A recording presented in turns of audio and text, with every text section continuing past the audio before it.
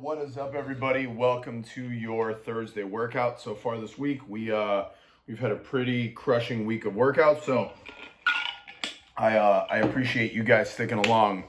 In accordance with that, I wouldn't call this a deload. I would say that we are pumping the brakes on some of the intensity and movement patterns, some of the things that we've been pretty much beating into the ground lately. And we've programmed something that's a little different, something that's a little refreshing, something that will hopefully stimulate you guys mentally, give you something, a different model to look at.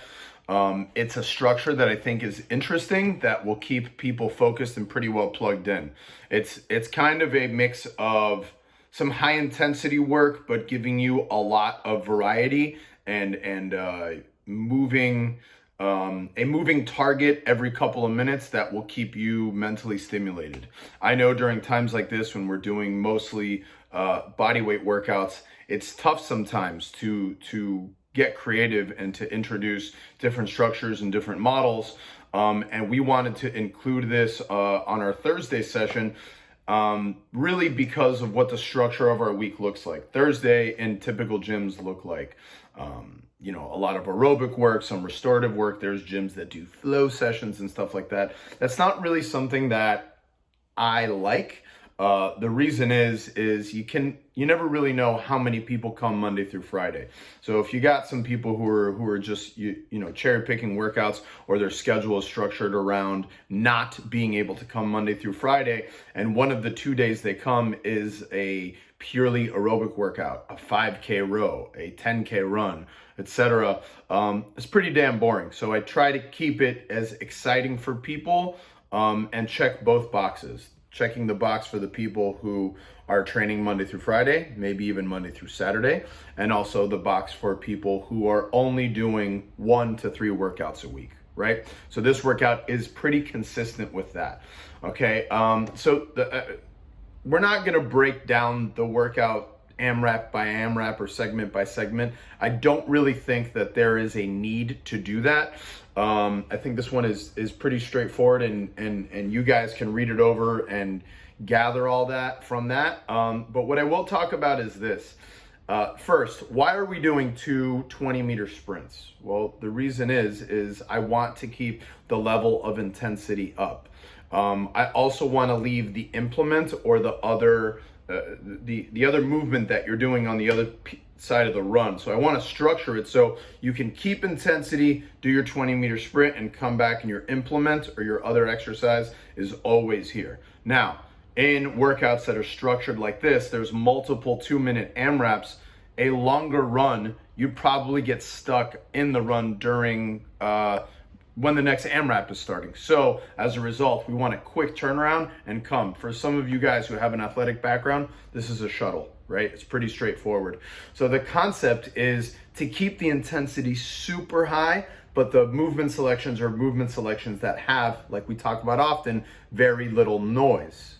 So you'll be able to push the pace pretty hard on both sides, on the run and also on whatever the implement or the exercise that you're doing is, okay? So to be very straightforward, and so you guys understand this, there is no rest between these AMRAPs. There is a rest at the end of the 10 minutes. There's a built-in 2-minute rest, and then you're gonna repeat the whole thing again, okay? Now, I keep talking about intensity. I know we talk about pacing as well. So where does this workout fall? It falls right in the middle.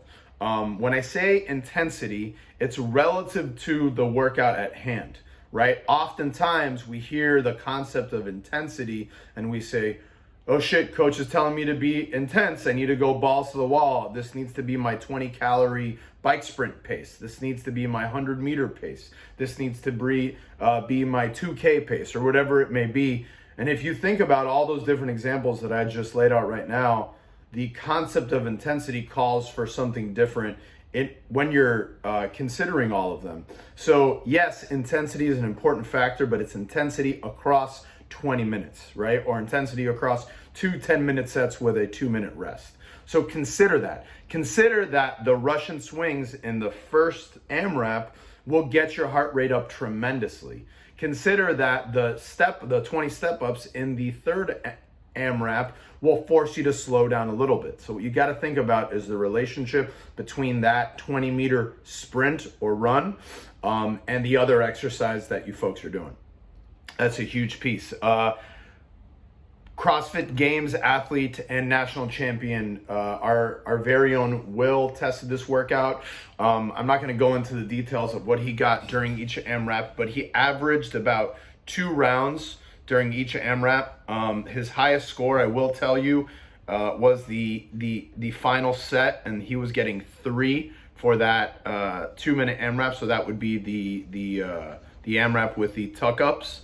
Okay, so just consider that as far as having something to compare yourself to. Really, guys, this is a very straightforward work capacity test. There's not a whole lot to talk about. Make sure you go through the skills and warm up slowly. Do everything with intention. Set up your workout before starting because there's so many moving parts.